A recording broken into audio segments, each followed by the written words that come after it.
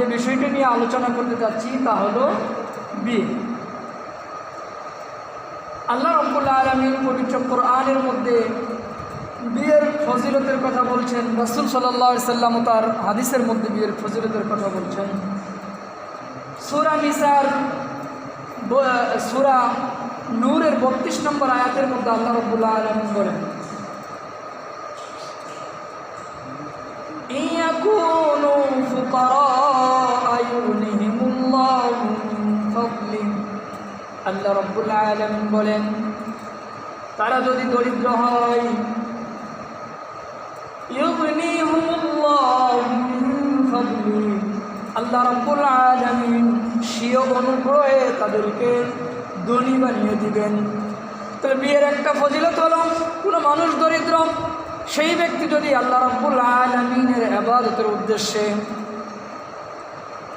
যদি বিয়ে করে, আল্লাহ রাব্বুল আলামিন কোরআনের মধ্যে ঘোষণা দিয়ে দিলেন, আল্লাহ রাব্বুল আলামিন ওই ব্যক্তিকে ধনী বানিয়ে দিবেন। রাসূলুল্লাহ সাল্লাল্লাহু আলাইহি ওয়াসাল্লাম হাদিস শরীফে বলেন, সালাসাতুন হাক্কুন আলাল্লাহি আউনুহুম আন্নাকিহুল্লাযী ইউরিদুল আফাফ। আল্লাহ রাব্বুল আলামিন 3 শ্রেণীর মানুষকে সাহায্য করাটা নিজের উপরে আবশ্যক করে নিয়েছেন। এই 3 শ্রেণীর মানুষের মধ্যে এক শ্রেণীর মানুষ হলো আন্নাকিহুল্লাযী ইউরিদুল আফাফ, ওই ব্যক্তি যে বিয়ে করে গুনাহ থেকে মুক্ত থাকার জন্য, যে ব্যক্তি বিয়ে করে গুনাহ থেকে মুক্ত থাকার জন্য আল্লাহ রাব্বুল আলামিন তাকে সাহায্য করবেন। এছাড়া রাসূলুল্লাহ সাল্লাল্লাহু আলাইহি ওয়াসাল্লাম আরেক হাদিসের মধ্যে বলেন, হাদিসটি বাইহাকী ইমাম বাইহাকী রাহিমাহুল্লাহ রচিত শুআবুল ঈমান নামক গ্রন্থে বর্ণিত হয়েছে। রাসূলুল্লাহ সাল্লাল্লাহু আলাইহি ওয়াসাল্লাম বলেন, ইযা তাযাওয়াজা আবদুন, যখন কোনো বান্দা বিয়ে করে, ফাকাদ ইসতাকমালা নিসফাল ঈমান, তখন ওই বান্দার অর্ধেক ঈমান পূর্ণ হয়ে যায়। রাসূলুল্লাহ সাল্লাল্লাহু আলাইহি ওয়াসাল্লাম বলেন, ফালইয়াত্তাকিল্লাহা ফি নিসফিল বাকি, সুতরাং তুমি তোমার বাকি ঈমানের জন্য আল্লাহকে ভয় করো। তাহলে বিয়ে করলে তার যে ঈমান আছে, ঈমানের অর্ধেক কি হয়ে যায়? পূর্ণ হয়ে যায়।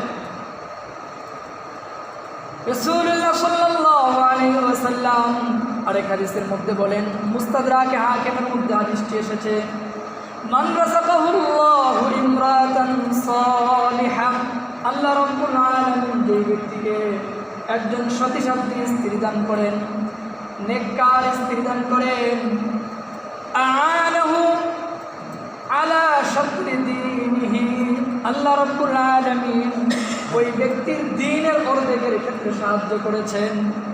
অর্থাৎ দ্বীনের যত বিষয় আছে, এই বিষয়গুলোর মধ্যে অর্ধেক সে এমনিই করতে পারবে বিয়ে করার কারণে। এখন এক ব্যক্তি আরেক ব্যক্তিকে ঘটক কি করে বিয়ে করায় দেয়, এর মধ্যেও অনেক ফজিলত আছে।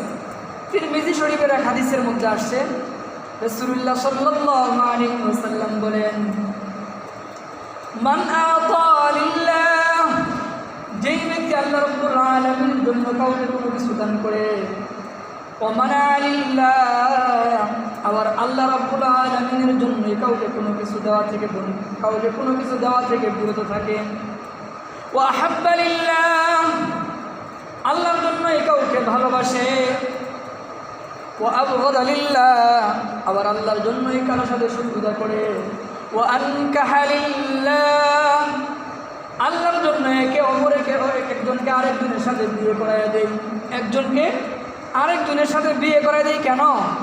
আল্লাহ রাব্বুল আলামিনের সন্তুষ্টি পাওয়ার জন্য। আবার বর্তমান সময় আছে, এটা তারা পেশা বানিয়ে নিয়েছে। যারা পেশা বানিয়ে নিয়েছেন তারা এই সওয়াবের অধিকারী হবে না। কারণ তারা কি চায়, যে তারা এই কারণের এই জিনিসের মাধ্যমে তারা কি করবে? টাকা উপার্জন করবে। এখানে বলা হয়েছে মান আনকাহা লিল্লাহ, যে ব্যক্তি আল্লাহর জন্য এমনটা করে। তাহলে যে ব্যক্তি আল্লাহর জন্য কাউকে বিয়ে করে দিবে, সেই ব্যক্তির ব্যাপারে রাসূলুল্লাহ সাল্লাল্লাহু আলাইহি ওয়াসাল্লাম বলেন ফাকাদ ইস্তাকমালাল ঈমান, আল্লাহ রাব্বুল আলামিন এই ব্যক্তির ঈমানকে পূর্ণাঙ্গ করে দিবেন। আমরা এই পর্যন্ত কোরআন ও হাদিস থেকে জানলাম যে বিয়ে অত্যন্ত উপকারী এবং ফজিলতপূর্ণ একটা জিনিস। বিয়ে অত্যন্ত গুরুত্বপূর্ণ জিনিস। আল্লাহ রাব্বুল আলামিন সূরা নিসার 3 নম্বর আয়াতের মধ্যে বলেন ফানকিহু মা তাবা লাকুম মিনান নিসা। আল্লাহ রাব্বুল আলামিন বলেন মহিলাদের মধ্য থেকে যাদেরকে তোমাদের ভালো লাগে সেই সব মহিলাদের থেকে তোমরা বিয়ে করো। আর সূরা নূরের 32 নম্বর আয়াতের মধ্যে আল্লাহ বলেন ওয়া আনকিহুল আয়ামা মিনকুম ওয়াস-সালিহিনা মিন ইবাদিকুম ওয়া ইমাইকুম। আল্লাহ রাব্বুল আলামিন এই আয়াতের মধ্যে বললেন তাফসিরে সফওয়াতুত তাফাসিরের মধ্যে এবং তাফসিরে তাবরির মধ্যে ব্যাখ্যায় বলা হয়েছে, মুফাসসিরিনে কেরাম বলেন যে জাউযু আইয়ুহাল মুমিনুন মান লা যাওজালা, হে মুমিনগণ তোমাদের মধ্যে যেই সমস্ত মানুষ যাদের সঙ্গী নাই, যেই পুরুষের স্ত্রী নাই, যেই মহিলার স্বামী নাই, তাদেরকে তোমরা বিবাহ করিয়ে দাও।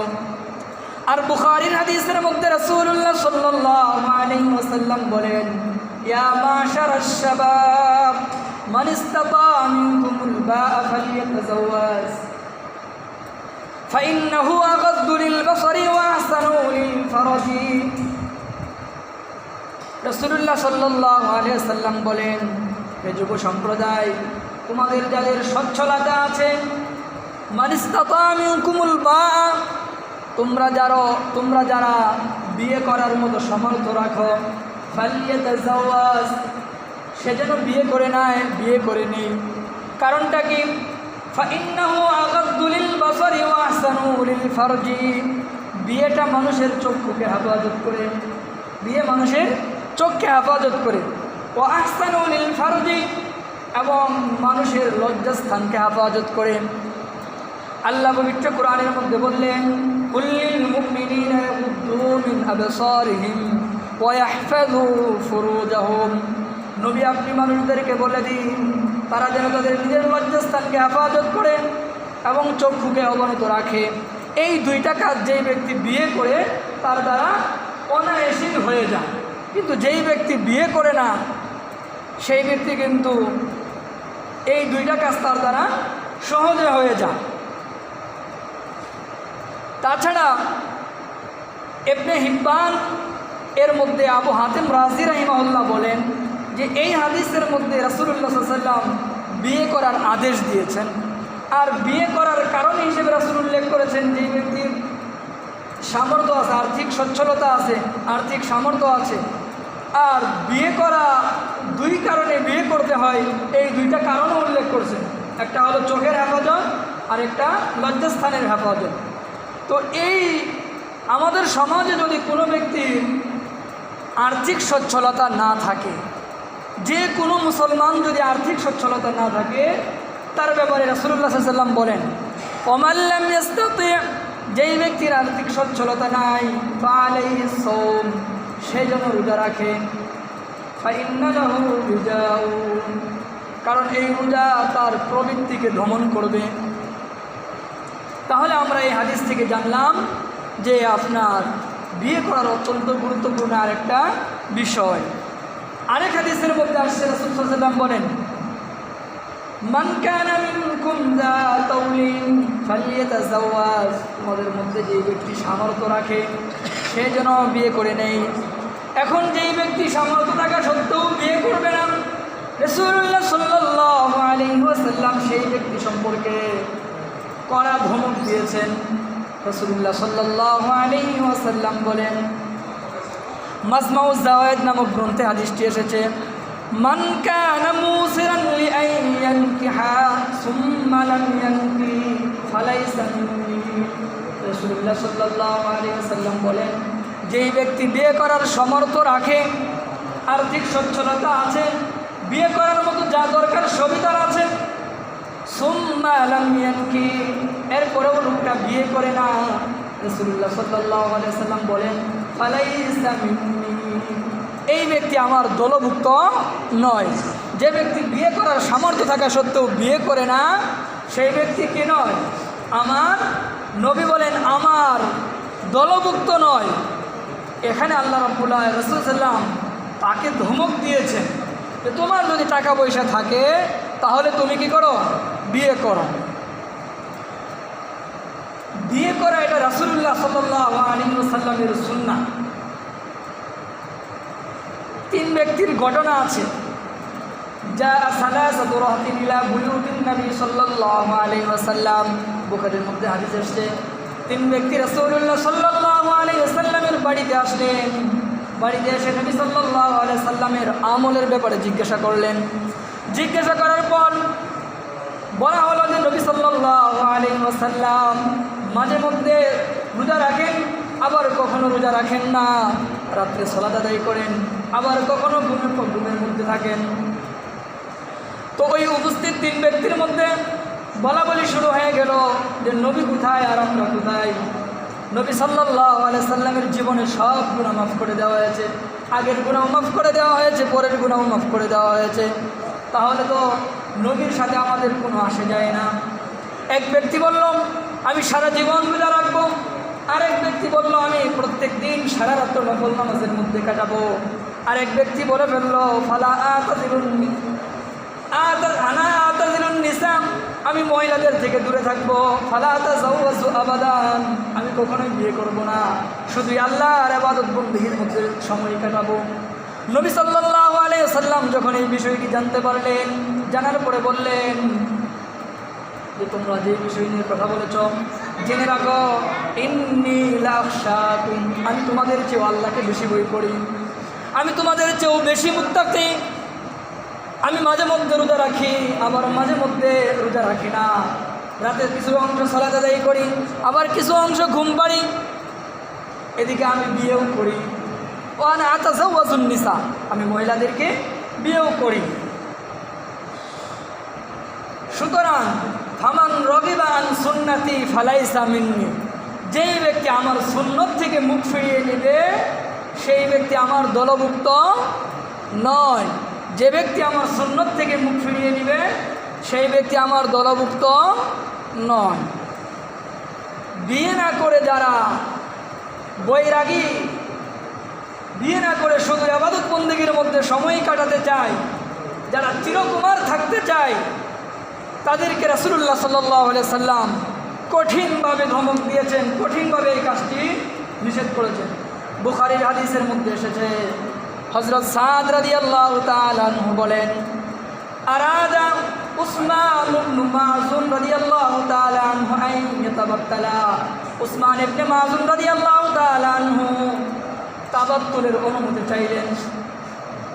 ফানাহু রাসূলুল্লাহ সাল্লাল্লাহু আলাইহি ওয়াসাল্লাম, রাসূলুল্লাহ সাল্লাল্লাহু আলাইহি ওয়াসাল্লাম তাকে তাবাত্তুল থেকে নিষেধ করলেন,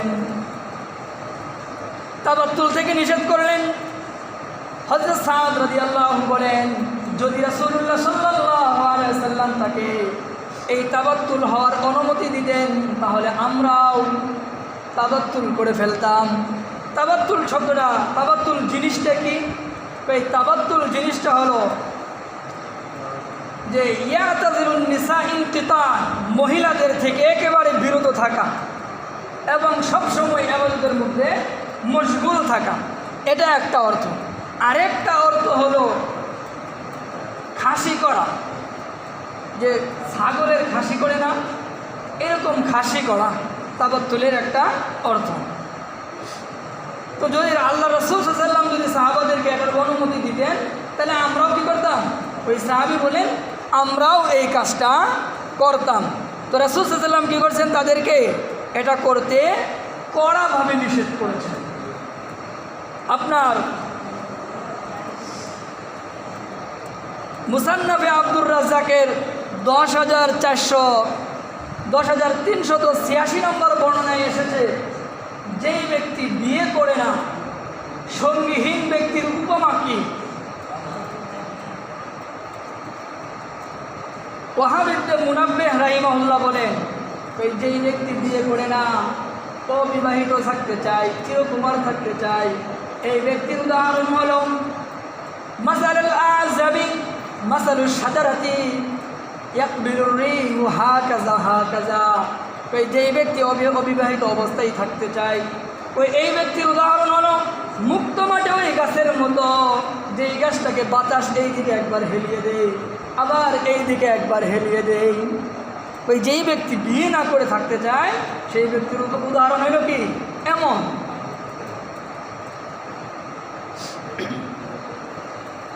তো বিয়ের গুরুত্ব সম্পর্কে আমরা অনেকগুলো হাদিস জানলাম, কিন্তু আমাদের সমাজে নানা কারণে মানুষ বিয়ে করতে পারে না। এর মধ্যে একটা কারণ হলো দারিদ্রতা। দারিদ্রতার কারণে কী করতে পারে না মানুষ? বিয়ে করতে পারে না। তো তাদেরকে আমরা সূরা নূরের আয়াত সম্পর্কে বলবো। সূরা নূরের 32 নম্বর আয়াতের মধ্যে আল্লাহ রাব্বুল আলামিন বলেন, ইয়াকুনু ফুকারা আয়ুগনিহিমুল্লাহু মিন ফাদলিহি, তারা যদি দরিদ্র হয় আল্লাহ রাব্বুল আলামিন স্বীয় অনুগ্রহে তাদেরকে ধনী করে দিবেন। মাজমাউজ যায়েদ নামক গ্রন্থে আসছে এবং মুস্তাদরাকে হাকিম নামক গ্রন্থেও এসেছে, রাসূলুল্লাহ সাল্লাল্লাহু আলাইহি ওয়াসাল্লাম বলেন, তাজাওয়াজুন নিসা, তোমরা মহিলাদেরকে বিয়ে করো, ফাইন্নাহুন্না ইয়াতিনাকুম বিল মাল, এই মহিলারা তোমাদের ঘরে সম্পদ নিয়ে আসবে। অর্থাৎ যখন তোমরা বিয়ে করবে আল্লাহ রাব্বুল আলামিন তখন তোমাদের ঘরে বারাকা দান করে দিবেন। তখন তোমরা যেই কাজ করবে ওর মধ্যে সফলতা পাবে, ওই কাজের মধ্যে বরকত বেড়ে যাবে। তাছাড়া আরেকটি হাদিসের মধ্যে আসছে, 3 ব্যক্তিকে আল্লাহ রাব্বুল আলামিন সাহায্য করার জন্য নিজের উপরে ওয়াজিব করে নিয়েছেন। এর মধ্যে এক ব্যক্তি হলো আন্নাকিহুল্লাযী ইউরিদুল আফা, ওই ব্যক্তি যে বিয়ে করে গুনাহ থেকে বেঁচে থাকার জন্য। আরেকটি হাদিস আসছে, রাসূলুল্লাহ সাল্লাল্লাহু আলাইহি ওয়াসাল্লাম বলেন, ইলতামিসুর রিজকা বিন নিকাহ, তোমরা বিয়ের মাধ্যমে রিজিক অনুসন্ধান করো। বিয়ের মাধ্যমে কি করো? রিজিক অনুসন্ধান করো। তাহলে আমরা এই ব্যক্তিকে বলবো যে আপনি এই দারিদ্রতার ভয় না, আপনি কী করেন? বিয়ে করে নিন।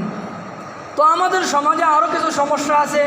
সেই সমস্যাগুলো হলো যে এই যে বেকার ছেলে যারা থাকে বা দরিদ্র ছেলে যারা থাকে তাদের কাছে বিয়ে দিতে চায় না। অথচ রাসূলুল্লাহ সাল্লাল্লাহু আলাইহি ওয়াসাল্লাম হাদিস শরীফে বলেন যে তোমরা ছেলেদের 2টা জিনিস খেয়াল করো। কয়টা জিনিস খেয়াল করো? 2টা জিনিস। ইবনে মাজার হাদিস, ইযা আতাকুম মান তারদাউনা খুলুকাহু ওয়া দীনাহু, যখন তোমাদের কাছে কোনো ব্যক্তি বিয়ের প্রস্তাব নিয়ে আসে, বিয়ের প্রস্তাব নিয়ে আসার পরে ওই ব্যক্তির তোমরা যদি 2টা জিনিসে সন্তুষ্ট হও, খুলুকাহু ওয়া দীনাহু, তার চরিত্রের ব্যাপারে যদি তোমরা সন্তুষ্ট হও, অর্থাৎ এই ব্যক্তিটা চরিত্রবান ভদ্র মানুষ, ও দীনাহু এবং দিনদারিও ভালো আছে, ফাযাউযুহু, তাহলে তোমরা তার সাথে তোমার কন্যাকে বিয়ে দিয়ে দাও। যদি এমনটা না করো, ইল্লা তাফআলুহু ফাতাকুন ফিতনাতুন ফিল আরদ, যদি এমন তোমরা না করো তাহলে দুনিয়ার মধ্যে ফিতনা সৃষ্টি হয়ে যাবে, ও ফাসাদুন আরিজুন, এবং জমিনের মধ্যে বিশৃঙ্খলা সৃষ্টি হয়ে যাবে। এই হাদিসের মধ্যে রাসূল কয়টা জিনিস খেয়াল করতে বললেন? ছেলেটা ভদ্র কিনা, ছেলেটা ভদ্র কিনা, ছেলের দিনদারিত্ব আছে কিনা, এই 2টা জিনিস কি করতে বললেন? রাসূল খেয়াল করতে বললেন। কিন্তু আমরা কি খেয়াল করি? ছেলের টাকা পয়সা আছে কিনা, ছেলের চাকরি আছে কিনা, এই বিষয়গুলো আমরা কি করি? খেয়াল করি।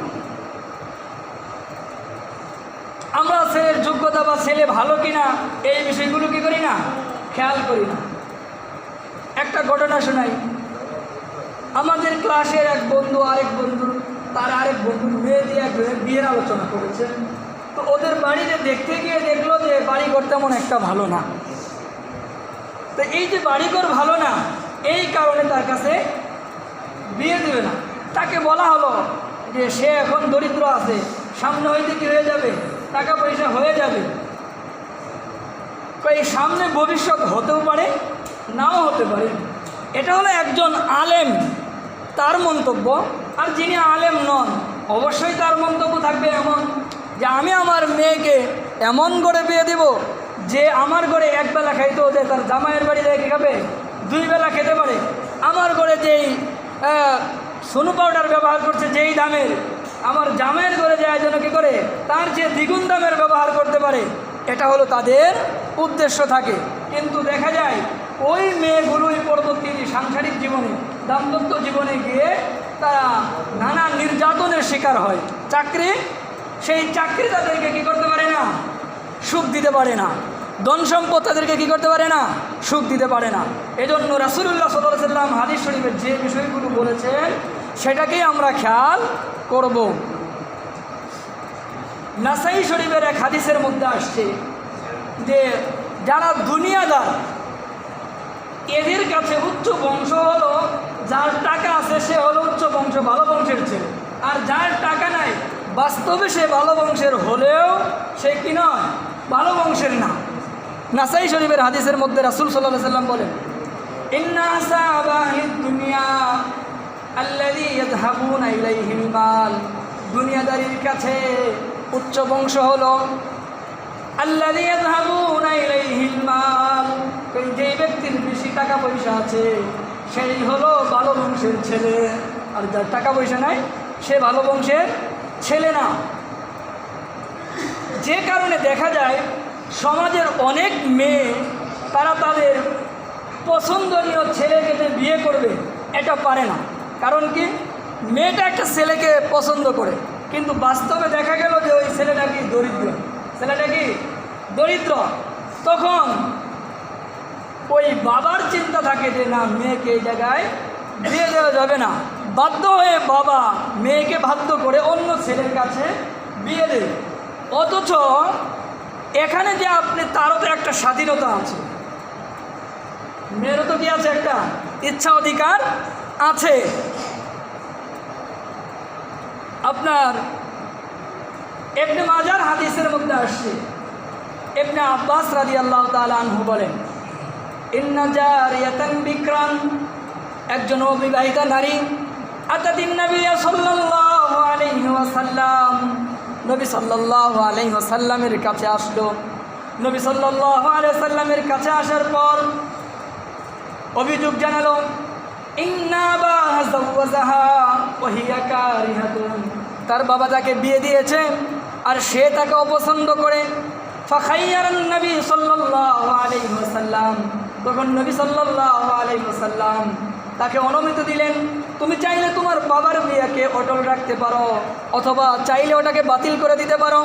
তোমার বাবা যেই ছেলের কাছে বিয়ে দিয়েছে তুমি যদি চাও সেটাকে বহাল রাখতে পারো, আর যদি চাও সেটাকে বাদ দিয়ে দিতে পারো।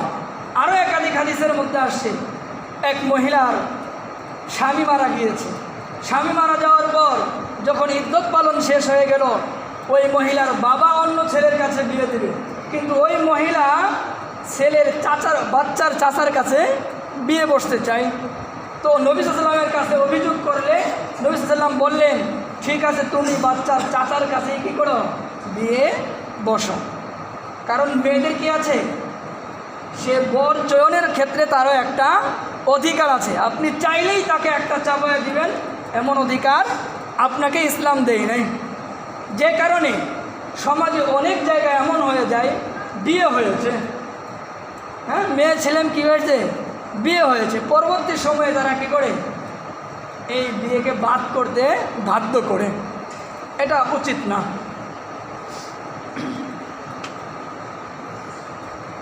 তো আমরা জানলাম যে বিয়ে না করার কারণে, মানে বিয়ে করতে পারে না, এর একটা কারণ কি পেলাম, যে আপনার দারিদ্রতা। দ্বিতীয় আরও কিছু কারণ আছে যে মানুষ কেন বিয়ে করতে পারে না। যেমন আমি কিন্তু কাউকে টার্গেট করে বলছি না কথাগুলো, কয়েক সপ্তাহ ধরে আমাকে বলা হয়েছে যে এই বিষয়ের জন্য আমি কি করি, একটা বয়ান দিয়ে থাকি। তো মানুষ বিয়ে করতে পারে না আরেকটা কারণ আছে, লজ্জার কারণে বিয়ে করতে পারে না। কিসের কারণে? লজ্জার কারণে। অনেক সময় মানুষের স্ত্রী মারা গেল, আর স্ত্রী মারা যাওয়ার পরে দ্বিতীয়বার যে আবার সে বিয়ে করবে, এই বিয়ে তিনি করতে পারেন না। এর একটা কারণ হয়ে আছে যে লজ্জার কারণে। মানুষ কি বলবে যদি আমি এই বয়সে বিয়ে করি, এক। অনেক সময় সন্তানাদি ভাবে যে বাবা বৃদ্ধ হয়ে গেছে, এখন যদি বাবা বিয়ে করে তাহলে মানুষ আমাদেরকে কি বলবে। আরেকটা বিষয় আছে, এখন যদি আবার একটা সন্তানাদি হয়, একটা বাই হয়, তাহলে দেখা যাবে যে আমাদের যে সম্পদ আছে সেগুলো থেকে একটা ভাগ পেয়ে যাবে ইত্যাদি বিষয়ের কারণে কী করতে পারে না, মানুষ বিয়ে করতে পারে না। অথচ আল্লাহ রাব্বুল আলামিন সূরা নূরের মধ্যে বলেন, ওয়ানকিহুল আয়ামা মিনকুম ওয়াস-সালিহিনা মিন ইবাদিকুম ওয়া ইমাইকুম। আল্লাহ রাব্বুল আলামিন বলেন, তোমাদের মধ্যে যাদের স্ত্রী নাই এবং যাদের স্বামী নাই তোমরা তাদেরকে বিয়ে করিয়ে দাও। এই আয়াতের মধ্যে আল্লাহ বয়সের কোনো কথা বলেন নাই। তাছাড়া নবী সাল্লাল্লাহু আলাইহি ওয়াসাল্লাম তার জীবনের 50 বছর বয়স পর্যন্ত মাত্র একটাই বিয়ে করেছিলেন, সেটা হলো খাদিজা রাদিয়াল্লাহু তাআলা আনহা। যখন তিনি ইন্তেকাল করলেন, ইন্তেকালের পর প্রায় নবী সাল্লাল্লাহু আলাইহি ওয়াসাল্লাম 10টার কাছাকাছি বিয়ে করেছিলেন। এটা বয়সটা কত ছিল? 50-এর পরে, মৃত্যুর 10-12 বছর আগ মুহূর্তে। সাহাবায়ে কেরাম রাদিয়াল্লাহু তাআলা আনহুম তারাও দেখা যায় যে বৃদ্ধ বয়সে অনেকেই বিয়ে করেছেন। ওমর রাদিয়াল্লাহু তাআলা আনহু যখন তার শাসন আমলে তিনি হযরত আলী রাদিয়াল্লাহু তাআলা আনহুর মেয়েকে বিয়ে করেছিলেন। তাহলে বৃদ্ধ বয়সে কী করেছেন? বিয়ে করেছেন। তাছাড়া আমরা মুসান্নাফে ইবনে আবি শাইবার মধ্যে 16,164 নম্বর বর্ণনায় এসেছে যে আপনার ইবনে মাসউদ রাদিয়াল্লাহু তাআলা আনহু বলেন, লাউলাম ইয়াবকা মিনাদ দুনিয়া ইয়াউমুন ওয়াহিদুন, যদি দুনিয়ার মধ্যে আমার একটা দিন বাকি থাকে, অর্থাৎ দুনিয়ায় যদি আমার একটা দিন অবশিষ্ট থাকে, আরেক দিন হায়াত আছে, এই কথা যদি আমি জানতে পারি, লা আহবাবতু আন ইয়াকুনা লি ফীহি ইমরাতুন, এই সময়ের মধ্যেও আমি আমার জন্য একটা স্ত্রী হোক, আমার একটা স্ত্রী থাকুক, এটাকে আমি পছন্দ করি। মুসান্নাফে ইবনে আবি শাইবার 10,385 নম্বর হাদিসের মধ্যে আসছে, মামার ইবনে রাশিদ রাহিমাহুল্লাহ বলেন, আমি আবু ইসহাকের কাছে গেলাম। আবু ইসহাকের কাছে যাওয়ার পর তিনি আমাকে বললেন, আজামাতাল কোরআন, তুমি কি কোরআন হেফজ করেছ? উত্তরে আমি বললাম, হ্যাঁ কোরআন হেফজ করেছি। এরপরে বললেন, আহাজাস্তা, তুমি কি হজ করেছ? আমি উত্তরে বললাম, নাম, হ্যাঁ হজও করেছি। এরপরে আমাকে জিজ্ঞাসা করলেন যে তুমি কি বিয়ে করেছ? আফাতাজাওয়াজতা, তুমি কি বিয়ে করেছ? তখন উত্তরে আমি বললাম, লা, আমি তো বিয়ে করি নাই। তখন তিনি আমাকে বললেন, ফামা ইয়ামনাউকা, কোন জিনিস তোমাকে বিয়ে করতে বাধা দিল? অথচ ইবনে মাসউদ রাদিয়াল্লাহু তাআলা আনহু বলেন, লাউলাম ইয়াবকা মিনাদ দুনিয়া ইয়াউমুন ওয়াহিদুন, লাউলাম ইয়াবকা মিনাদ দুনিয়া ইল্লা ইয়াউমুন ওয়াহিদুন, যদি দুনিয়ায় আমার একটা দিন বাকি থাকে, অর্থাৎ আমার বয়সের মাত্র একদিন বাকি আছে, এই একদিন বাকি থাকে, এই কথাও যদি আমি জানতে পারি, আর এ সময় আমার যদি স্ত্রী না থাকে, সেই দিনও আমার কাছে একজন স্ত্রী থাকুক, আহবাবতু আন ইয়াকুনা লি ফীহি যাওজা, এই সময় আমার একজন স্ত্রী থাকুক, এটা আমি চাই। তাহলে আমরা এই আলোচনা দ্বারা একথাও জানতে পারলাম যে বৃদ্ধ হয়ে গেলেও কি করা যাবে? বিয়ে করা যাবে, এবং এটা কি হয়? ভালো। কেন ভালো? বৃদ্ধকালে মানুষের কিছু প্রয়োজন থাকে, যেই প্রয়োজনগুলো ছেলেমেয়েরা মেটাতে পারে না। একজন মানুষ যদি তার স্ত্রী না থাকে, তার যে কষ্টটা তিনি এটা অনুভব করতে পারেন, তাছাড়া অন্যরা অনুভব করতে খুব কঠিন হয়ে যায়। সেই সাথে সাথে আরেকটা বিষয় আমাদেরকে জানার দরকার আছে, একজন মেয়ে মানুষ যখন তার বয়স 45 থেকে 50-এর মধ্যে, তার এটাকে বলে সন্নে আয়েস। সন্নে আয়েসের কথা হলো যে এই মহিলা 45 থেকে 50 বছর বয়সের মধ্যেই তার সন্তান ধারণের ক্ষমতাটা বন্ধ হয়ে যাবে। অটোমেটিকলি কী হয়ে যাবে? তার সন্তান ধারণের ক্ষমতা বন্ধ হয়ে যাবে। তার স্ত্রী আর তার ডাকে ওইভাবে সাড়া দেবে না। মানে মহিলারা এই সময় গেলে কী হয়ে যায়? তাদের এই চাহিদা আর থাকে না। কিন্তু একজন পুরুষ, এটা যদি পুরুষটা এতটাই বুড়ো হয়ে যায় যে কোমর বেগে গেছে, তবুও ওই পুরুষটা পুরুষ মানুষই থেকে যায়। কথা বুঝতে পারছেন? অনেক দিন আগের এক ঘটনা শুনেছিলাম একটা বৃদ্ধ মানুষ কোমর বেঁকে গেছে, বাঁকা হয়ে হাঁটে, সেই বৃদ্ধ মানুষটাও একটা মেয়ের সাথে খারাপ সম্পর্ক করেছিল। তো এই জন্য আমাদের উচিত হলো কি করা, তাদেরকেও বিয়ে করিয়ে দেওয়া। কেন আমরা বিয়ে করিয়ে দিই না? এর প্রধানতম কারণ হলো কি, লজ্জা। অথচ নবী সাল্লাল্লাহু আলাইহি সাল্লামের জামানায় সাহাবায়ে কেরাম রাদিয়াল্লাহু তাআলা আনহুম নিজের বাবা মাকে তারা কী করে দিতেন? বিয়ে করিয়ে দিতেন। বিয়ে করিয়ে দিলে তারা কি থাকবে? গুনাহমুক্ত থাকবে। বুখারীর এক হাদিসের মধ্যে আসছে, উম্মে সালামা রাদিয়াল্লাহু তাআলা আনহার স্বামী মারা গেল। আবু সালামা রাদিয়াল্লাহু তাআলা আনহু মারা যাওয়ার পর যখন তিনি ইদ্যত শেষ করলেন, ইদ্যত পালনে শেষ হওয়ার পর রাসূলুল্লাহ সাল্লাল্লাহু আলাইহি ওয়াসাল্লাম তাকে বিয়ের প্রস্তাব দিলেন। বিয়ের প্রস্তাব দেওয়ার পর উম্মে সালামা রাদিয়াল্লাহু তাআলা আনহা তার ছেলেকে বললেন, ইয়া উমর কুম ফাজাউইজ রাসূলুল্লাহ সাল্লাল্লাহু আলাইহি ওয়াসাল্লাম, উমর যাও রাসূলের সাথে আমাকে বিয়ে করিয়ে দাও। তো তিনি গেলেন, ফাজাউজাহু, গিয়ে রাসূলের সাথে তার মায়ের বিয়ে দিয়ে দিলেন। সন্তান কী করলেন? মায়ের বিয়ে দিয়ে দিলেন। আমরা আমাদের সমাজে মেয়ে মানুষের তো বিয়ে দিই না, ছেলে মানুষের বিয়েও আমরা করাই না। একবার আমাদের সমাজে একটা ছেলে মারা গেল, ছেলেটার বয়স হবে সর্বোচ্চ 35 বছর, তো 3টে সন্তান আছে। তো আমি একজনকে বললাম যে অনেক ধন সম্পদ আছে, তো এই মহিলাটার কেবল বয়স হলো 35 বছর, তাকে একটা বিয়ে করিয়ে দেন। কই না, কীভাবে বিয়ে করাই দেবো? এ তো বিয়ে করে তো তার বাড়িতে যাইতে পারবো না। তার বাড়িতে যাওয়ার দরকার কি? ছেলেটাকেই এর বাড়িতে নিয়ে এসে করেন। তো এটাকে আপনি নারী শাসিত সমাজ পাইছেন? আমাকে বলতেছে কি, এটা কি নারী শাসিত সমাজ পাইছেন? আপনি কখনো এমনভাবে চিন্তা করেন না যে আমার 35 বছর বয়সে যদি বউ মারা যায় তাহলে আমি বিয়ে করব কিনা। 35 বছর বয়সে একজন মহিলার স্বামী মারা গেল, তাহলে তার বিয়ে করার দরকার আছে না? শুধু আমরা আমাদেরটাই ভাবি। ইসলাম এত কঠিন না, খুবই সহজ। বিষয়গুলো আমরা চিন্তা করব, এই জন্য আমরা কি করব? এই বিষয়গুলো খেয়াল করব। তো বিয়ের ক্ষেত্রে আরেকটা গুরুত্বপূর্ণ বিষয় হলো যে বরকনের বয়সের তারতম্যটাও খেয়াল করা। বরকনের বয়সের কী করা? তারতম্যটা খেয়াল করা। কেন বয়সের তারতম্য খেয়াল করবেন?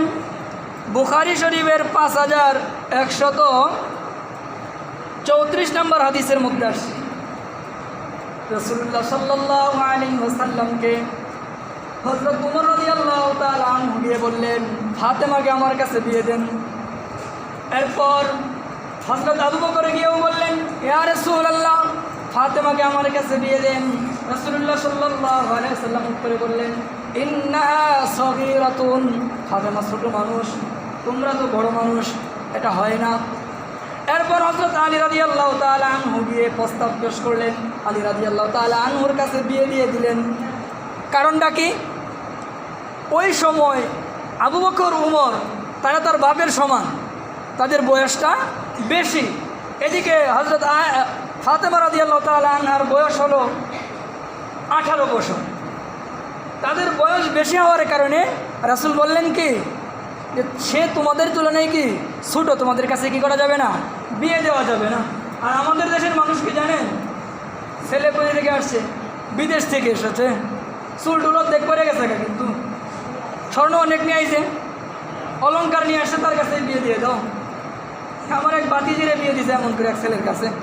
ছেলের বয়স কী হবে? কমসে কম 30, আর মেয়ের বয়স 15। তো রাসূল সাল্লাম বললেন কি, যে দুইজনের বয়সের মধ্যে কী করো তোমরা? তারতম্য খেয়াল রাখো। এই জন্য আমরা আমাদের মেয়েদেরকে বিয়ে দিলে বয়সের তারতম্যটা কী করবো? খেয়াল করব। আরেকটা বিষয় হলো যে কোন বিয়ের বয়সটা কি।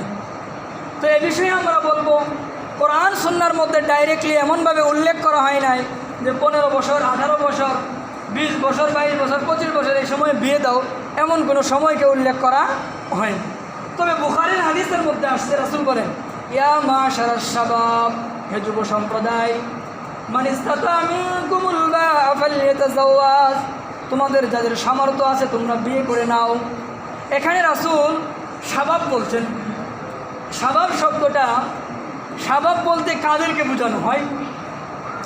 একজন ছেলে যখন সাবালেক হয়, এই সাবালেক থেকে নিয়ে 30 বছর বয়স পর্যন্ত এটাকে বলা হয় আপনার যৌবনকাল। 30 বছরের পরে গেলে ওটাকে যৌবনকাল বলেন, ওটাকে আলাদা আরেকটা নাম আছে ওখানে, ওটাকে আরবিতে কুহুল বলে, যেটা আমরা বাংলায় বলি কি মধ্যবয়স বা অন্য কিছু। তাহলে আমরা বুঝলাম হাদিস থেকে যে এটা শুরু হবে, বিয়ের বয়সটা শুরু হবে কবে থেকে? যখন সে সাবালেক হবে। এখান থেকে নিয়ে এই যৌবনকাল শেষ হওয়ার আগ পর্যন্ত, অর্থাৎ 30-এর আগ পর্যন্ত, এর মধ্য সময়ে কী করা? বিয়ে করা। তবে আরেকটি গুরুত্বপূর্ণ বিষয় হলো, যারা যৌন ডাক্তার, এই ডাক্তারদের বক্তব্য হলো যে 20 থেকে 22 বছরের মধ্যে ছেলেদেরকে বিয়ে করান, 20 থেকে 22 বছরের মধ্যে ছেলেদেরকে বিয়ে করান।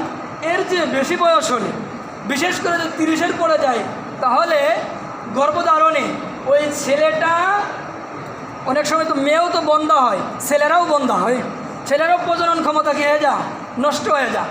ওই 22 বছর বয়সটা হলো উপযুক্ত বয়স। এরপরে যখন 30-এর পরে চলে যায়, তখন এটার উপযুক্ত বয়স থাকে না। তখন এই রকম ছেলেদের বিয়ে হইলে বা মেয়েদের বয়স এমন হয়ে বিয়ে হইলে তাদের কী হয়? এই দেখা যায় যে সন্তান আদি খুব কম হয়, এদের এই সমস্যাটা হয়ে থাকে। আর এই সমস্যাটা সমাজের মধ্যে সবচেয়ে বেশি কাদের হয় তাও জানেন কি আপনারা? সমাজের মধ্যে এই সমস্যাটা সবচেয়ে হয় তাদের যারা সুশীল সমাজ। হ্যাঁ, এরা কী করে? আগে নিজের পায়ে দাঁড়াও, এতদিন মানুষের পায়ে দাঁড়ায় আছে, নিজের পায়ে দাঁড়াও, চাকরি করো, কেরিয়ার গঠন করো, বয়স 30-এ পার হোক। আমার এক বন্ধু মানুষ, সেই বেচারা বিয়ে করছে 32 বছর বয়সে, মেয়ের বয়সও 32। কারণটা হলো কি, তিনি স্কুলের টিচার, প্রাইমারি স্কুলের টিচার। এখন আমি বললাম যে ভাই বিয়ে করে না আর কতদিন? ভাই খুঁজতেছি, যদি আমার মতো আরেকজন স্কুলের পাই। ভাই এত এটা দরকার কেন? বিষয়টা হলো, আমি যখন চাকরি শেষ করব তখন তো প্রায় 50 লাখ টাকা পাবো, সেও যদি 50 লাখ টাকা পায় তাহলে অনেক কিছু হয়ে গেল না? তাহলে আমরা কি করতে হবে? এই বয়সটাও খেয়াল করতে হবে। তাহলে ছেলেদের সর্বনিম্ন বয়স হলো কি সাবালেক হওয়া, নাবালেক পর্যন্ত এটা সর্বনিম্ন বয়স। সাবালেক হলে কি বয়স শুরু হলো, তবে 22 বছর বয়সটা হলো কি সবচেয়ে উত্তম। আর মেয়েদের সবচেয়ে সর্বনিম্ন বয়স কত? এটাকে আরবিতে বলা হয় কাবিলে জিমা, অর্থাৎ একজন মেয়ে মানুষ স্ত্রী হওয়ার যা যোগ্যতা দরকার সব যোগ্যতা তার মধ্যে হয়েছে। এটা সাধারণত মেয়েদের হয়ে থাকে 12 বছরের পর থেকে। 12 বছরের পর থেকে একটা মেয়ের স্ত্রী হওয়ার যোগ্যতা থাকে। আর কম বয়সী মেয়েদেরকে কেন বিয়ে করতে হবে? কম বেশি মেয়েদের কয়েকটা গুণ রাসূলুল্লাহ সাল্লাল্লাহু আলাইহি ওয়াসাল্লাম হাদিস শরীফে বলেন। রাসূল সাল্লাম বলেন যে আলাইকুম বিল আবকার, অল্প বয়সের মেয়েদেরকে তোমরা বিয়ে করো। কারণটা কি? ওই ফাইন্নাহুম আযাদু আফওয়াহান, এদের থুতুটা হলো মিষ্টান্ন। থুতু দ্বারা বোঝা যায় তারা স্বামীর সাথে কী হয়? বেশি ভাবময়ী হয়, স্বামীর সাথে বেশি মিশতে পারে। বুঝতে পারছেন? ও আনতাকু রেহমান, এবং গর্ভধারণের ক্ষেত্রে বেশি বয়সের চেয়ে এই অল্প বয়সী মেয়েরা সবচেয়ে বেশি ভালো। এটা বুঝতে পারছেন? এই জন্য আমরা এই বিষয়গুলো খেয়াল করব। আল্লাহ রাব্বুল আলামিন